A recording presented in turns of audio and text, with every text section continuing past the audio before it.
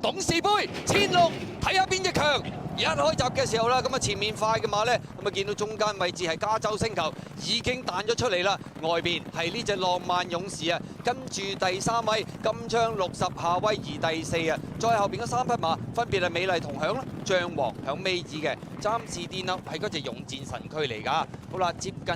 1200嘅段處啊，前面放係呢隻加州星球啦，跟住第2位呢就係嗰隻浪漫勇士啊，後邊嘅馬有金槍60夏威夷、美麗同享、象王啊，暫時包咗落尾嘅馬。仍然係嗰隻勇戰神驅嚟㗎。好啦，接近呢個1000米嘅段處，黐最上面，暫時都未有喐動啊。加州星球依然好鬆容咁樣擠離咗大概有1個身位嘅浪漫勇士第2位啦。再見到響個第3位就係嗰隻金槍60啊，第4位係夏威夷啊。後邊嘅3匹馬啦，美麗同享啦、象王仲響尾二位置，暫時墊後嘅馬呢係嗰隻勇戰神驅嚟㗎。好啦，轉緊彎，差唔多入直路嘅時候啦，前面加州星球帶住浪漫勇士，金槍60，第3位緊咬住佢哋，再後邊嘅馬埋邊美麗同享，中間仲係夏威夷，掟出去外邊係象王同埋勇戰神驅，最後300，前面透出嘅馬係加州星球，外邊浪漫勇士，見到金槍60埋邊賺緊威上嚟，後邊嗰啲馬呢，美麗同享、夏威夷嗰啲，最後200，